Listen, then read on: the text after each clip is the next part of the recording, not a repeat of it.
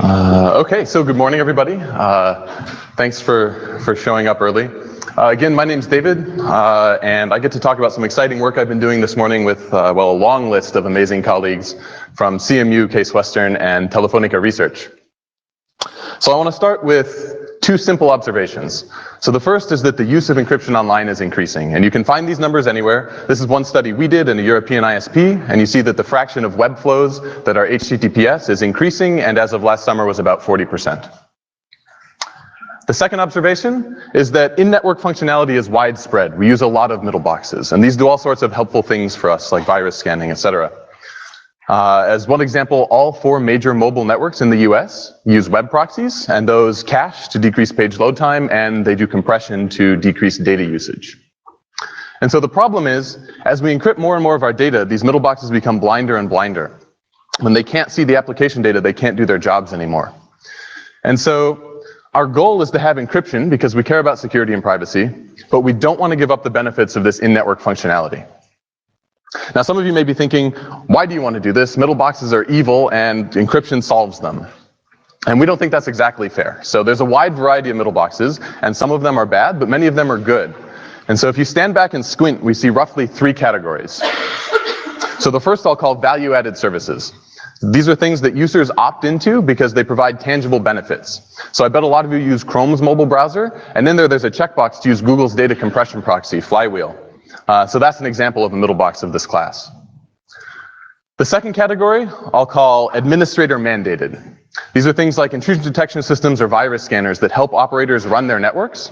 And even though they don't directly benefit end users, they're not going away anytime soon. And then the third category, I'll call them unauthorized. These are things you don't know they're there, you don't know what they're doing. They're not providing, they're not helping administrators directly run the network, and they could be doing nasty things like Verizon inserting super cookies, right? So we don't like these either. These are not the middle boxes I'm talking about. We're focused on the top 2 categories here. Okay? So we want encryption plus the benefit of those top 2 categories of middle box. So in this talk, I'm going to present a protocol called multi-context TLS, or MCTLS, and this allows endpoints to explicitly add trusted proxies to secure connections. So the rest of this talk will go like this. First, I want to talk about using vanilla TLS with middle boxes. Then I'll explain the high-level ideas behind MCTLS. We'll look at some details and wrap up with a few performance numbers. So let's start with TLS. So just as a super quick review, remember that TLS consists of 2 pieces. There's a handshake protocol that sets up the session and establishes a shared key, and then a record protocol that takes over and uses that key to actually do the encryption and decryption during data transfer. And when you use TLS, you get 3 security properties. So the first is entity authentication, so the client knows it's talking to the correct server. The second is payload secrecy, so third parties can't read your data. And then finally, payload integrity. The receiver knows that when it receives a record, it hasn't been modified in flight. Now, if we wanted to add middle boxes to a TLS session today with TLS as is, how would we do that? So let me describe how this is currently done today. So let's say we have a client at some company wants to talk to foo.com, and the company wants a firewall to see all in and outbound connections. So sometime in advance, the IT staff might install a root certificate on the client, and then when the client goes to start a connection, the firewall intercepts it, and it fabricates a brand new certificate on the fly for foo.com, and it signs it with this orange key in the root cert that we installed a second ago.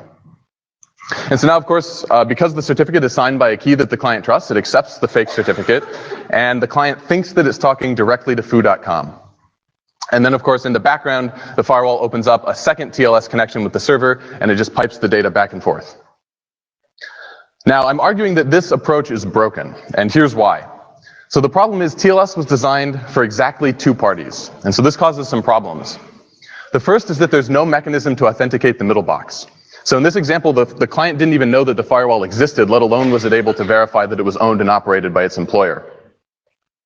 Second, the client has no security guarantees past the middle box. So in my picture, I showed a second TLS connection on the right side, but in reality, the client doesn't know if the firewall is using encryption, or maybe it's not verifying server certificates. We don't know. And then third, the middle box gets full read-write access to all the data. So that firewall can see everything, and it can change anything, and the client doesn't know that this is happening. Okay, So for those reasons, we don't think that TLS by itself is a good enough solution. And that's where MC-TLS comes in. So if TLS by itself doesn't give us everything that we want, what are the extra design requirements for MC-TLS? Well, first of all, we want to maintain the 3 security properties that TLS was already giving us. But 2 brand new design requirements arise as a result of adding extra parties to a session. So the first we call visibility and control, okay? So MC-TLS does not support transparent middle boxes. Both endpoints need to explicitly agree that the middle box may be part of the session. And secondly, or fifthly, we want to apply the principle of least privilege here. We want to give each middle box the minimum level of access it needs to our data to successfully do its job and nothing more. So in this talk, I want to focus on how we meet these bottom 2 requirements, the new ones, and I'm going to start at the end with least privilege. So it turns out that most middle boxes don't need full read-write access to all the application data. So as an example, let's consider some common middle boxes operating on HTTP traffic. And you can think of HTTP traffic as having 4 logical segments, okay? So there's the request and the response, and each of those has some headers and a body. So we have headers, body, headers, body. And so here you see a hollow dot if a middle box needs read-only access, so a parental filter needs read-only access to the request headers. And you see a filled-in dot if it needs read-write access. And what you should take away from this slide is that only 2 of the middle boxes need access to all 4 segments of the data. And only 2 of these middle boxes need write access to any segment of the data. So most middle boxes don't need full read-write access to all the data. So what we would like is fine-grained access control for the middle boxes. And the way we do that in MC-TLS is by introducing an abstraction that we call encryption contexts. So think of a context as just a tag, so for example, request headers, and some associated permissions. So a set of read-only middle boxes, like a parental filter, and a set of read-write middle boxes, in this case, the empty set. Now you can have multiple contexts, so the application can apply different permissions to different parts of the data by specifying which context to use, that is, which permissions to use every time it calls send. And so in this example, I'm showing HTTP traffic split across 4 contexts, but in general, the application can create as many contexts as it wants. Now the way we implement this abstraction is by making some changes to the record protocol. So in TLS, there's a single shared key for the session, and that's used both to encrypt the data and to generate a MAC, a message authentication code. This is used to detect changes. We changed this a bit, so in MC-TLS we have 3 keys. The first one, kreaders, is shared by everyone with read-only access. Kwriters is shared by everyone with read-write access, and a third key just shared by the endpoints, okay? And so the writers, of course, have both of these keys because they have read access and write access, and endpoints have all 3 keys. So the way we use these keys is as follows. First, we encrypt the data with the read key. So this means anyone with read access can decrypt the data and read it. And next, we're going to add 1 MAC with each key. So the first MAC, the read MAC, is used by everyone to detect third-party changes. So people outside the session can't change the data. But the problem you're noticing probably is that because the readers have the read key, not only can they check this MAC, they can compute it, they can regenerate this MAC. So a reader could change the data, re-encrypt it, and then generate a new valid read MAC, and we want to detect that. And so that's what the write MAC is for. So because the readers don't have the writer key, a reader could regenerate the blue MAC, but could not regenerate the orange MAC. So we can detect changes by readers. And similarly, the endpoint MAC is used to detect changes by writers, although note, of course, this is not a security violation. Writers have write access. They're allowed to make changes. But in some cases, the application just might be curious if any middle box did make a change, and it can use this to check. Okay, so each context has a read key and a write key, and by controlling whether or not we give those keys to the middle box, we can control read-only and read-write access separately. And now if we have multiple contexts, each one gets its own read key and its own write key. So let's look at a slightly more concrete example of this. Let's say we have 2 middle boxes, a parental filter and a compression proxy. 4 contexts again for headers, body for HTTP. And so we have 8 context keys now, 2 per context, and then plus the endpoint key. So the endpoints, of course, get all the keys. They have access to everything. But the filter, we're only going to give the filter the read key for the request headers. So the parental filter can look at the HTTP GET, look at the URL, and decide block or don't block. But it can't change anything, and it doesn't get to see the response. The compression proxy, on the other hand, gets all 4 keys for the response. So it can see the response, it can write the response, so it can compress the data and then write the new data size into the content length header.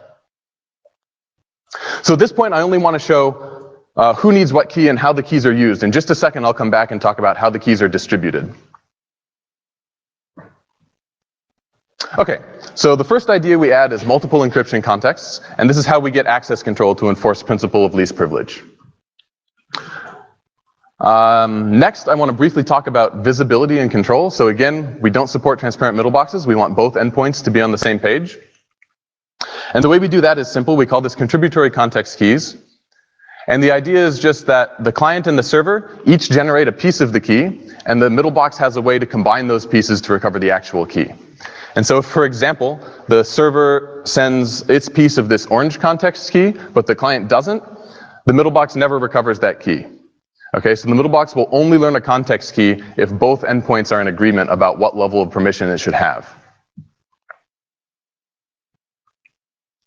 Okay, so that's the second idea, contributory context keys, and this is how we make sure both endpoints agree. So I've described MC-TLS so far at a high level, but we've added all these context keys, and I want to talk about where those come from and how they get to the right parties. And so to do that, we're going to walk through the handshake. But before we start, let's step back a second and think about the goals of the handshake. So in TLS, the goals are to authenticate the server and to establish a shared session key. In MC-TLS, the goals are similar. We want to authenticate the server, but also the middle boxes. And we want to distribute the context keys. So remember, there's no longer just a single session key. We have all these context keys, and we need to distribute them. So as I walk through the handshake, you'll see these icons pop up as we accomplish each of these goals, so watch out for that. Okay, so at the top of the screen, in these boxes, I'm going to keep track of what state each party knows so far, so what key material they know, what things they've been convinced of. And as I build in these messages, a black border indicates a standard TLS message, and a blue border indicates a new message that we've added with MC-TLS. Okay, so we start with a client hello like usual. The only difference is now this also contains a list of the middle boxes and what permissions they should have. And we assume that the client knows this list a priori. So now the server is going to respond with a standard set of messages. So first of all, it's going to send a certificate. And so at this point, the client has what it needs to authenticate the server. And then the server is going to send a key exchange message. And this can be any of the standard TLS key exchange mechanisms. And I'll come back to this in just a second. So as all of this is on its way back to the client, the middle box is going to insert its own set of these messages. So the middle box also sends a certificate. And so at this point, the client can authenticate the middle box. And then the middle box also sends a key exchange message, and I'll come back to that too. So the client responds with a bunch of things. Let's step through this. The first is a standard client key exchange message. And so now, not only is the client establishing a shared key with the server, this green key, it's also, because the middle box sent the key exchange message as well, it's also establishing a shared key with the middle box, this purple key. Okay, so the client has a key with the server and with each middle box. Okay, next comes a brand new message that we call client context secrets. And so this starts with the client generating a set of what we call context secrets. So it's going to generate 2 secrets per context, a read secret and a write secret. And it's going to package those up in this brand new message like this. So in this example, we're giving the middle box the read and write secrets for context 1, but only the read secret for context 2. So this middle box has read-only access to context 2. And this whole section of the message is encrypted with the key that the client shares with the middle box, so this purple key here. Then we do the same for the server. The server, of course, gets all the secrets. It has access to everything. And this is encrypted with the key that the client shares with the server. So only the middle box can open these secrets, and only the server can open these. And if there were more than one middle box, each middle box would have its own section in this message. Okay. So then the client finishes up with a change cipher spec and a finish, just like normal. The next new thing is, as all of this is on its way back to the server, the middle box again inserts its certificate and a key exchange message. So this time the server gets those, right? So now the server has the middle box's certificate, so the server can authenticate the middle box. And the server also gets a key exchange message from the middle box, so the server can establish a shared key with the middle box, this orange key here. And now, the last step is the server's final set of messages. So the server sends a server context secrets message that's set up exactly the same as the client one. And this time the middle box keys are encrypted with this orange key that the server shares with the middle box. So at this point, everyone knows the client's secrets and everyone knows the server's secrets. Okay, let's pause for just a second here. The first thing you should notice is that we have the same 2 round trip time shape as a normal TLS handshake. We're not adding any round trips. And secondly, at this point, we've accomplished the first goal of the handshake, which was for the client to authenticate the server and the endpoints to authenticate the middle box. So the only thing we need to do now is compute the actual context keys that will be used for encryption and macking during the session. And we're almost there because everybody has these client and server secrets sitting around. And so the way we combine those is for each context, everyone who has these secrets is going to take the client read secret and the server read secret, stuff them into a pseudo-random function along with a couple other bits of input, and get out a block of key material that will be used for the read key for this context. We do the same thing for the write key. We take the client write secret and the server write secret, stuff them into a pseudo-random function, and we get out a block of key material for the write key. So at this point, everyone has computed the context keys that they have access to. So some of the middle boxes might not have some of the secrets because they have restricted access. But for all the secrets they had, they've now computed the final keys that are going to be used by the record protocol. So at this point, we've accomplished both of the goals of the handshake. Okay, I know that was fast. There are a lot more details, but I want to use the few minutes I have remaining to talk a little bit about performance. So MCTLS adds a lot of functionality to TLS, and we want to make sure that we're not adding too much overhead at the same time. And so I'm going to talk about 3 categories of overhead right now: data overhead, CPU overhead, and time overhead. And just as a quick preview of the results, we're going to find minimal data overhead, moderate CPU overhead, and virtually no time overhead. Okay, so let's start with data overhead. So MCTLS increases the size of the handshake, unsurprisingly, because we have all this extra key material and the extra certificates. And so what you see in this plot on the bottom are different configurations of numbers of contexts and numbers of middle boxes. And on the y-axis, the total size of all handshake messages. So in orange here, this is the size of a standard TLS handshake. And MCTLS increases this. It increases with the number of contexts, and it increases with the number of middle boxes. And the increase is, a few kilobytes. So if you're opening this connection just to grab one tiny little object, this might hurt, but in most cases, you're probably not going to notice this. Okay, CPU load. MCTLS can increase the load on the server. So here, you see number of encryption contexts on the X, and on the Y, the number of new connections per second that the server can process. And MCTLS decreases this number from between 23 to 35%. But I do want to note, I didn't mention this in the handshake, but we have an alternate handshake mode where the server can regain most of this performance by asking the client to be completely in charge of distributing and generating the context keys. And in many cases in practice, we would expect servers to do this. And then finally, time overhead. So still we have encryption context on the X. This time the Y is time to first byte. So we're going to do a handshake and then request some data. And as soon as the first byte of that data gets back to the client, we stop the timer. So this time I put TCP, so no encryption on, as a baseline. So this is 2 round trip times. This is the time it takes to do a TCP handshake plus a request and response for data. And TLS, not surprisingly, doubles that because it adds 2 more round trips for the TLS handshake. And because the MCTLS handshake is also just 2 round trips, we don't increase that further beyond what TLS does. So we saw no increase in download time. Okay. I know that was quick. We have a lot more detailed performance numbers in the paper. We also have all the crypto details for the handshake spelled out, as well as some other things like application use cases, et cetera, et cetera. So if I've piqued your interest in any of this, please check out our paper. And we also have an implementation available. We implemented MCTLS in OpenSSL, and so that's available on GitHub, as well as an RFC-style design spec with even more design details than we could fit in the paper. And so all of that is available if you're interested at mctls.org. And with that, I would be happy to take your questions. Thank you.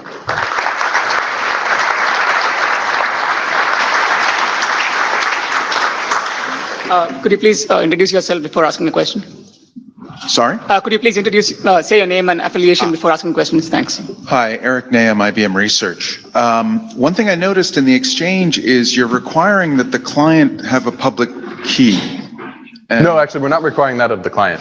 So the client's providing something Yes. there. So can you explain that some more? Because Sure. most of us probably have public keys we use because we're networking people, but mom and dad don't. So Right, I'm wondering how you deploy that on the client side. Yeah, so we use the same standard key exchange mechanisms that TLS uses. So the client just generates an ephemeral key and it's the server and the middle boxes that all have certificates. So we do expect that the servers would have certificates.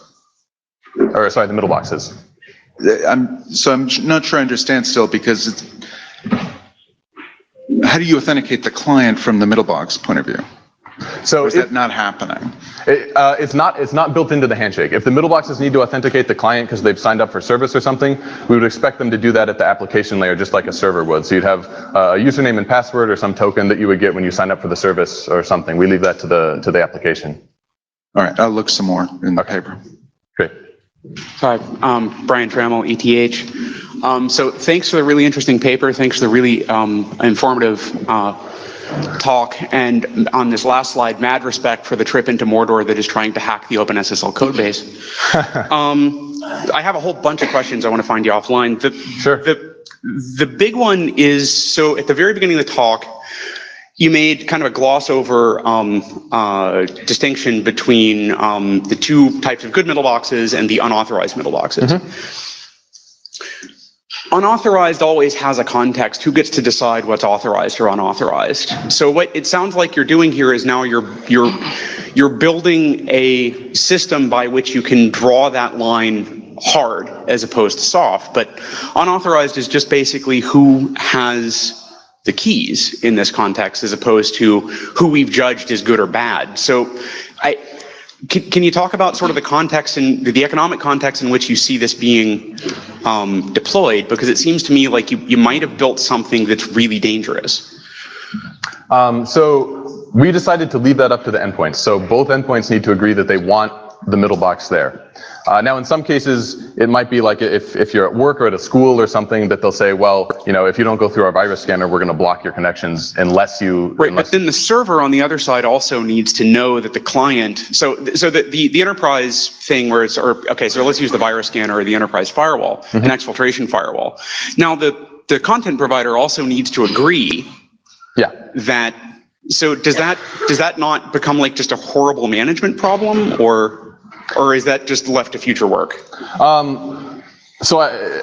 We actually had a long debate among ourselves on whether or not the server should have a say or the client should just decide all this. And we eventually decided that the server needs to have a say, largely because there's one case where it's very important. If you have something like online banking and you have your browser set up by default to just let some read-write middle box have access to everything, the server needs to be smart and protect users from themselves. And so that's why we decided ultimately to give the server a say. So if you're concerned that servers are going to start blocking middle boxes that are required by the client's network and now the client just can't access them, I suppose that is a danger, and we'd have to see how that plays out. There's a whole bunch of... Actually, let's take this offline. Yeah, sure. In time, so I'll try and find you in the hallway this week. Thank you very much. Yeah, thank you. All right. Hi, John Dickinson from Cinderton. I've got 3 points. The first one is this seems like it will work very well in theory. Mm-hmm. But I mean, if your client's going to have all these keys, that means you're going to be upgrading things like all the web browsers, all the email clients, all that kind of thing. Is that? Yeah, so to use this, the applications would need to be updated and the middle boxes would need to be updated. But in the meantime, you can just fall back to normal TLS if like the server doesn't support it, for example. Right. I mean, I was just going to say, because, a web browser can't even decide on a HTML5 date time picker yet, let alone... Sorry, can you say that again? Let alone 20 keys. I think the deployment in the application is going to be very, very hard. Well, in a lot of cases, this could be built into a library, right? So if like you're writing mobile apps, you're probably using the device's HTTP library. And so, Android and iOS can just build this in, and that'll cover a lot of apps. And then there will be some straggling applications that won't adopt it for a while. Okay. The second one was about middle boxes. Certainly the ones that the client knows about, like CPEs and things like that, mm-hmm. They never get upgraded. Nobody's ever going to upgrade them to be able to do this because it just doesn't happen. Sorry, could you say that again? So middle boxes, the ones the client knows about, like CPEs, for example, they never get upgraded. Nobody outside this room ever upgrades their firmware. So I think, again, the deployment in middle boxes is going to be very hard. I mean, if the alternative is not being used, then maybe they'll have an incentive to upgrade. Otherwise, certain middle boxes won't be available. Okay, and just finally, I don't see where the financial win is for the server side to do any of this, because, you know, if they're putting a cache in front of the web server, why do they care whether the end user can see it or not? Right. So in some cases, you could imagine some of these middle boxes actually helping the server, like doing compression so the server doesn't need to deal with it. And in other cases, even if the server doesn't care, it doesn't make a difference to them. If the client wants it and, you know, some service becomes known for blocking useful middle boxes like Google's compression proxy, you know, maybe customers will leave them and the market will force them. Otherwise, you know, customers can find a different service that does allow middle boxes. Hi, really nice talk. Brad Karp from UCL. I just had one question about, there's a lot of cipher suites in TLS, and I couldn't get a sense, at least from the talk, of how many of the different cipher suites, you know, you support in MCTLS. And also, there was a claim that you made, which is that you don't increase the number of round trips in the handshake. Mm-hmm. If I wanted to use a cipher suite with a strong property like perfect forward secrecy, mm-hmm. does that property of not increasing the number of round trips hold for all cipher suites, including PFS? Yeah, so any of the standard cipher suites that TLS uses apply to us as well, because if you look at each middle box individually with the client and you sort of gray out the rest of the messages, it looks just like a standard TLS key exchange. So anything you could do in TLS works here. And as far as I'm aware, all of the cipher suites we use today that offer forward secrecy are still just 2 round trips, because the server just generates an ephemeral key pair and then signs it with its long-term signing key. And the fact that you're doing multi-party key sharing doesn't change the number of round trips that you would need to achieve PFS? No, because we never use, say, Diffie-Hellman or something to establish one symmetric key among a lot of people. We do pairwise handshakes between each endpoint and each middle box individually, and then we use those keys to distribute the actual symmetric keys that get used for data encryption. Thank you. Yeah. Aditya Akela, here, David. Oh, hi. Hi. So a quick question. So I was wondering, it seems like your keys are transferable. So it seems like it is possible that a middle box with write access could hand its write keys to a colluding middle box with just read access. And in the worst case, all middle boxes have write access. Am I getting it right? That Yeah. kind of a scenario is possible, and that seems bad because there's no way you can control at a fine granularity who can read or write. Yeah, no, that is possible. I think that's a risk you take when you agree that you're going to add extra parties to the session. That's more people you need to trust to not do things like that. So I think this is sort of a limitation of the problem, not of any particular solution, because once you arrive at any symmetric key you're going to use for encryption, it's hard to stop someone from sharing that key or just blatantly sharing the data if they have access to it. And so if you wanted to verify that the middle box isn't doing something like that, you can imagine like adding a TPM to this and verifying the code the middle box is running. Otherwise, you just need to trust it. I guess that makes the system even less deployable than all the other concerns that people have raised. But anyway, we can take the rest of the discussion offline. Sure. Kevin Fall, CMU. So there was a proposal in 2010 in IETF called bifurcated key, where they take AES GCM, and instead of having the same key in the MAC as the encryption part, to split that into 2 different keys. Okay. But that wouldn't change the packet format, I believe, and so you'd have TLS compatibility. That work, as far as I know, didn't progress beyond a draft. However, I think the idea was a little interesting. Have you looked at that work, and how would that relate to this? No, I'm actually not familiar with that draft. I've seen other schemes that use a different MAC key. So actually there was a hotness paper 1 or 2 years ago that proposed using a different MAC key and a different encryption key for separate read-write, but I don't think I'm familiar with the one you're talking about. Okay. It'd be interesting, because I think it wouldn't have the additional extra protocol changes that you have. Yeah, that's true. But yeah, so it would be backwards compatible, but you're giving up the ability to fine-grain slice the data. That's right. I think that's right. Okay, that's the last question. So. Okay. Sorry, come find me afterwards. He's the last question? Okay, that's the last question. Okay, let's take that. Zhen Cao, University Hanover. So a nice solution, but it makes me very anxious when I'm using HTTPS in future.